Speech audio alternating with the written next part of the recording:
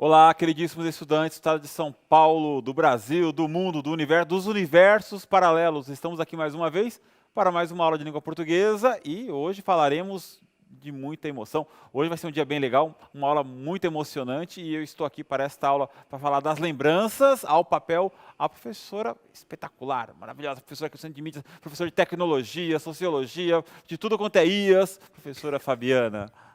A professora dos IAS. Luzias. Então, bem-vindos alunos aí da nossa terceira série, né? Dei uma emendada aqui, adiantei o horário, cheguei antes no estúdio, aí acabei... É verdade, você toca a terceira série? Não, terceira série é a Ah, é minha... verdade, a próxima eu ainda aula. tenho terceira série. Nossa, ainda tem... Nossa, então Então, eu adiantamos a cheguei aula. cheguei mais cedo. Maravilha, professora, quais são os objetivos da aula de hoje? Então, os nossos objetivos, né? Compreender a temática principal de um texto, revisar a linguagem literária e as características do gênero textual de poema e analisar um poema tecendo relações com o cotidiano. Então, hoje vai ser uma aula poética. Vai ser uma aula maravilhosa. Se você ainda não tem o seu caderno Aprender Sempre, por favor, né?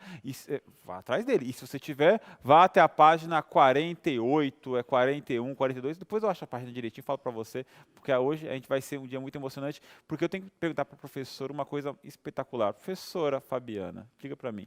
Você já acordou algum dia assim com vontade de abraçar o mundo, sentindo aquela emoção à flor da pele, com vontade de falar para todo mundo o que você está sentindo? Eu normalmente acordo não querendo acordar. Eu não sou uma pessoa de bom humor matinal, mas já acordei empolgada, já tive dias de empolgação, de falar assim, mundo, você precisa saber que o universo é lindo. Então, achei a página 48 a 51, agora sim, 48 a 51, abre aí que a gente vai nessas páginas. E olha, professora Fabiana, tem dias que a gente acorda assim, puxa vida, sai, abre a janela, vê o sol amanhecendo e sente vontade de ir para fora, e abre a porta, e vê a vizinhança, e olha o tiozinho lá, que sempre está lá na esquina, o outro tiozinho que está caminhando, e vê a mercearia aberta, e vê o mercado, e vê a rua esburacada, ou não, né, porque é aquela coisa. E você vê aquele buraco na rua e fala assim, puxa vida, é a minha cidade, é o buraco da minha rua, eu gosto disso, e aí você chega em casa e faz um poema falando, olha, o buraco na rua não é o vazio do meu coração, o buraco na rua é apenas um buraco na rua, e eu sou feliz porque eu moro nessa cidade. O famoso, existe amor em São Paulo. Existe amor em São Paulo, existe amor... Gente, existem escritores que são tão grandiosos, tão grandiosos, tão grandiosos.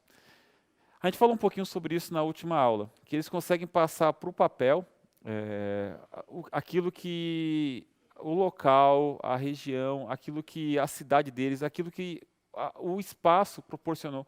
Na última aula, como diriam os Beatles, né, com uma ajudinha dos meus amigos, professor Anderson, professora Fabiana, professora Tayana, professora Juliana, né, a gente conseguiu trazer um pouquinho do lugar favorito deles para aqui para a aula de mídias.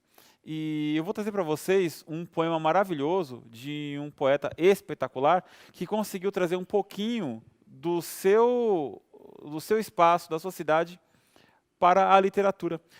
Antes, recomendo a leitura de um poeta, de um escritor, de um poema, de um poeta chamado Fernando Pessoa, poema do Manuel Bandeira, chamado Evocação do Recife. Anota aí, eu me confundi agora, estou arrumando. Evocação do Recife, de Manuel Bandeira. Anotou? Anota, vai cair na prova. Anota você também. Você vai, anota aí. Você falou na última aula. Evocação do Recife. Estou repetindo, é isso mesmo. Anotou? Anotei. Anota de verdade, está mentindo para mim. Eu vou anotar até no chat. Tá certo. Manuel Bandeira. Evocação do Recife. Evocação porque do Recife. Porque nesse poema, o que ele faz? Ele traz todo o sentimento da infância, aquilo que ele sentia quando era criança, os jogos de infância, as brincadeiras, os sabores, os cheiros. Lendo esse poema, a gente sente os cheiros, os gostos, a diversão, a gente se anima, a gente volta a ser criança junto com o Manuel Bandeira. E o que o Fernando Pessoa fez? Ele, nesse poema, faz mais ou menos parecido, mas já adulto. Fernando Pessoa não, porque é um heterônimo dele, que eu vou trazer para a aula hoje, chamado Álvaro de Campos. Alberto Caeiro é outro heterônimo. Se você não sabe, ainda, o Fernando Pessoa é o cara que inventa pessoas. né? Então, quando você lê Não é Álvaro à de toa Campos, que ele é o Fernando Pessoa. coincidentemente, Coincidentemente, Fernando Pessoa é o cara que inventa pessoas. olha só, Fernando Pessoa é Álvaro de Campos, Fernando Pessoa é Ricardo Reis, Fernando Pessoa é Bernardo Soares, Fernando Pessoa é Alberto Caeiro, e Fernando Pessoa é ele mesmo e vários outros. E hoje, Fernando Pessoa é Álvaro de Campos, neste poema maravilhoso. Vamos lá, está muito rápido? Devagar, porque eu estou dando uma enrolada para você pegar a página, na página 48, e aí, ó, Acordar, de Álvaro de Campos. Vamos lá, então? Mas tem performance. Performance? Vou ler de maneira maravilhosa. Então, por favor, performática. Acordar, de Álvaro de Campos. Acordar da cidade de Lisboa, mais tarde do que as outras. Acordar da Rua do Ouro, acordar do Rócio. As portas dos cafés, acordar. E no meio de tudo, a Gare, que nunca dorme. Como o coração que tem que pulsar através da vigília e do sono, toda a manhã que raia, raia sempre no mesmo lugar. Não há manhã sobre cidades ou manhã sobre o campo. A hora em que o dia raia, em que a luz estremece a erguer-se, todos os lugares são o mesmo lugar. Todas as terras são a mesma terra, são a mesma. E é eterna e de todos os lugares a frescura que sobe por tudo.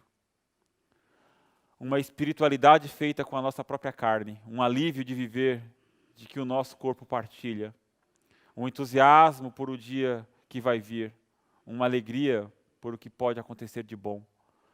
São os sentimentos que nascem de estar olhando para a madrugada, seja ela a leve senhora dos cumes dos montes, seja ela a invasora lenta das ruas das cidades que vão leste-oeste, seja a mulher que chora baixinho entre o ruído da multidão em vivas, o vendedor de ruas que tem um pregão esquisito, cheio de individualidade para quem repara, o arcanjo isolado, escultura numa catedral, Siringe fugindo aos braços estendidos de Pan. Tudo isto tende para o mesmo centro, busca encontrar-se e fundir-se na minha alma. Eu adoro todas as coisas. E o meu coração é um albergue aberto toda noite.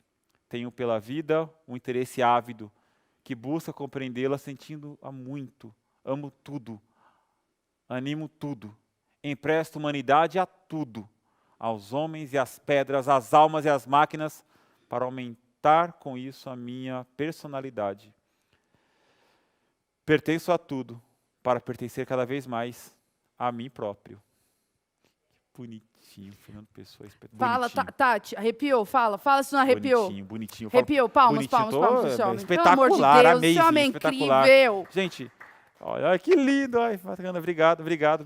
Você, qual trecho do poema chamou mais sua atenção? Dá uma olhadinha no caderno, Aprender Sempre, dá uma olhadinha, dá uma relida nele. Em um minutinho você consegue? Que trecho chamou mais sua atenção? 1 minuto, já voltamos.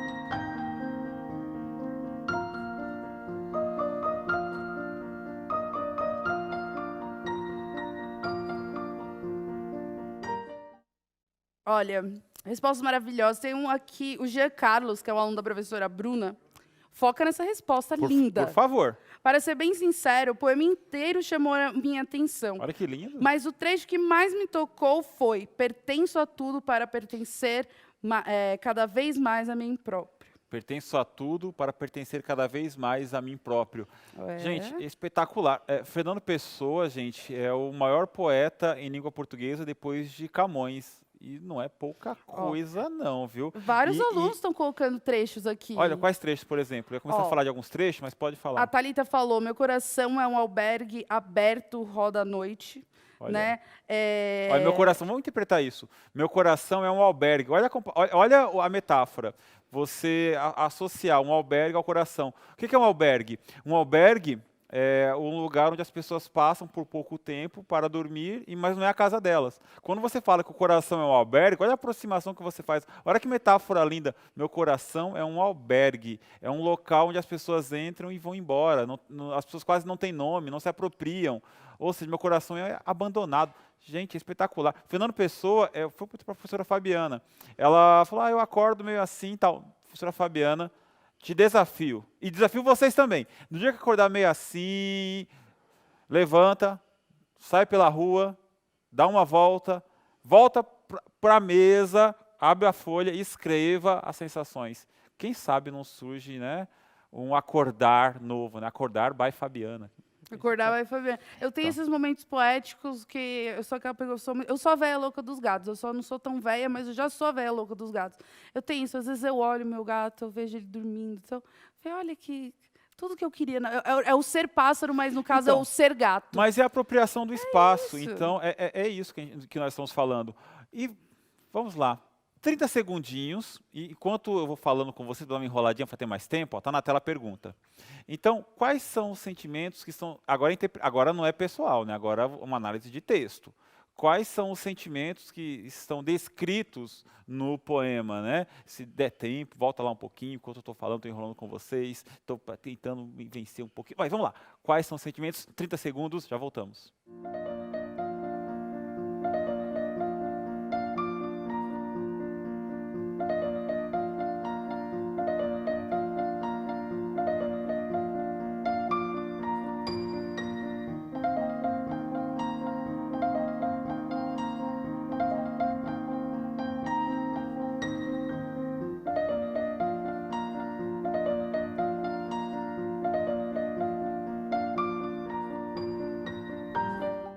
Opa!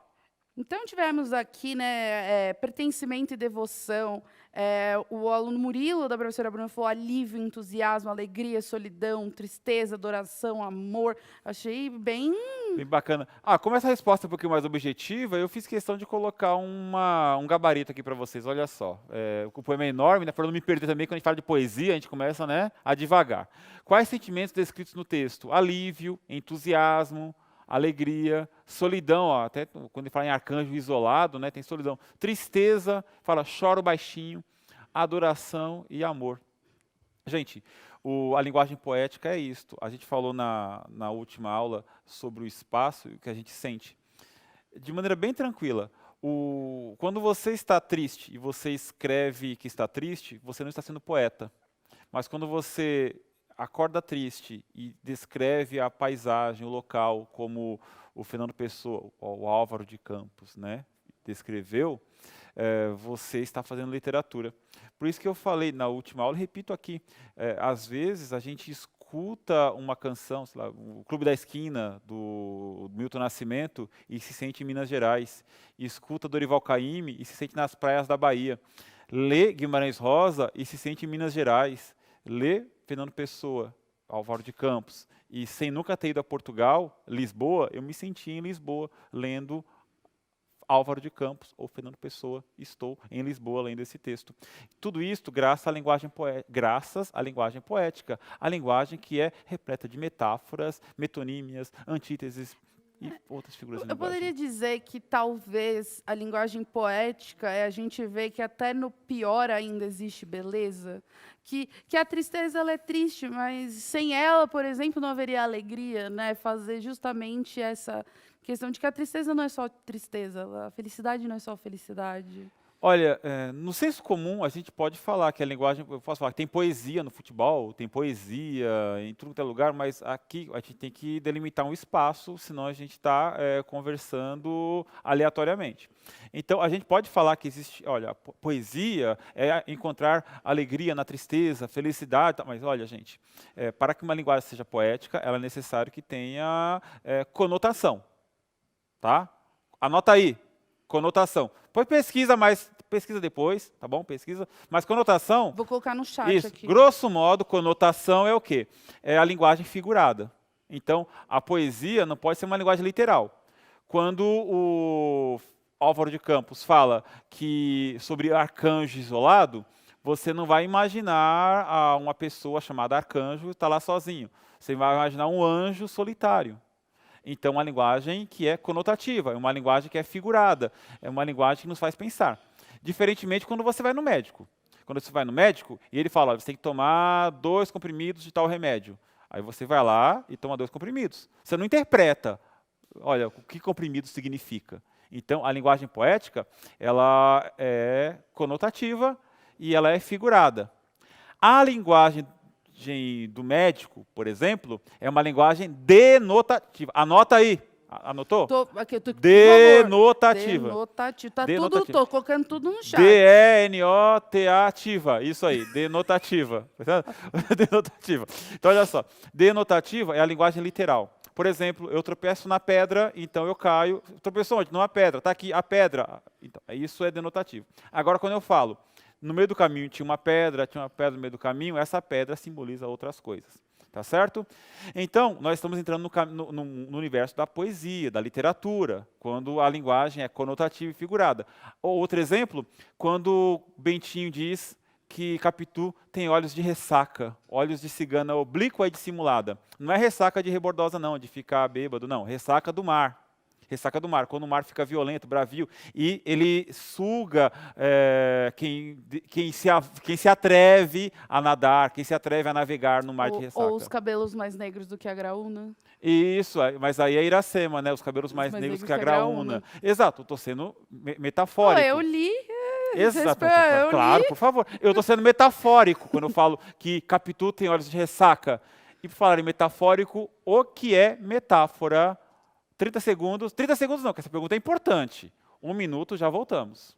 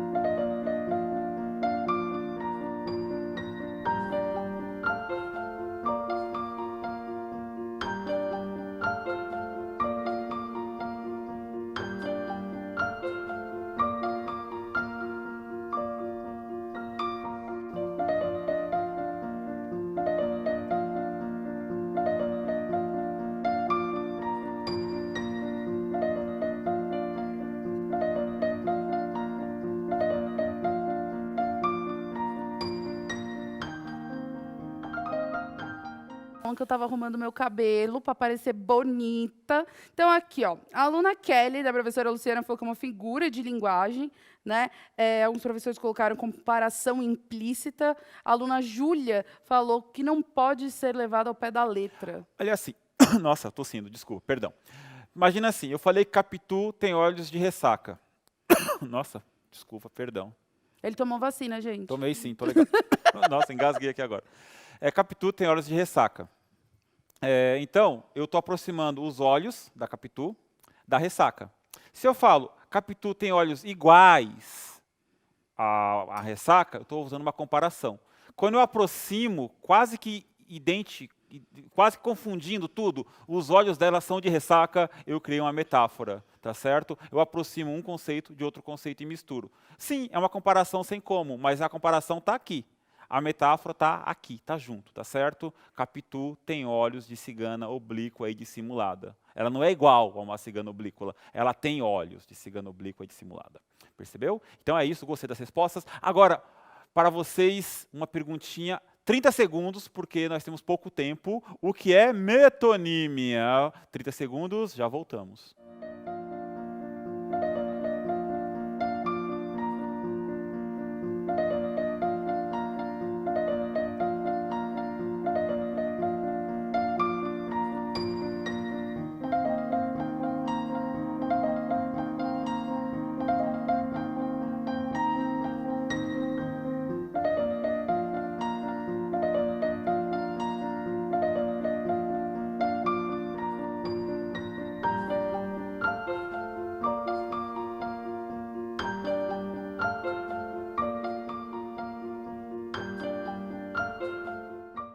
Temos aqui a aluna Kimberly, da professora Priscila, que falou que é uma comparação subentendida. Colocaram que é a parte por um todo. A parte por um todo. Troca de um termo para o outro em que haja proximidade. Mas o que está ganhando aqui é a parte pelo todo. Falar assim para você, professora Fabiana. Imagina que um dia você está namorando aquela pessoa espetacular, maravilhosa, e aí você não pode, vai ficar distante dessa pessoa durante um bom tempo. Aí você faz o quê? Compra o perfume dessa pessoa e espirra no seu travesseiro, tá certo? E ao longo de todo o mês que o seu amado maravilhoso ficou fora, você fica sentindo o cheirinho do seu amado, lembrando dele e sentindo como se tivesse a presença dele ali. Isso é metonímia. Sabe por quê? Qual é a parte? O cheiro do seu amado. Qual é o todo? O seu amado. Metonímia é isso, quando você pega a parte que te leva ao todo. Tá certo? Tá vendo? Já fiz várias metonímias sem saber. É verdade. Que desavisada, gente. Desavisada. Então, você faz isso. Por exemplo, quer ver naquelas histórias de vilão, a vilã não pode matar a mocinha. Então ela pega o vaso e joga na parede. É a parte pelo todo. Ela agride o vaso, porque não pode agredir a mocinha. Isso é metonímia, a parte pelo todo. Então, quando você pega uma parte que representa o todo, você tem uma metonímia. E aí, rapidinho na tela, pergunta para vocês: em qual dos trechos há a presença de metáfora e em qual há a presença de metonímia? A. Uma espiritualidade feita com a nossa própria carne. B. É no meio de tudo agare, que nunca dorme, como um coração que tem que pulsar através da vigília e do sono. 30 segundos. Em qual a metáfora e qual a metonímia? Já voltamos.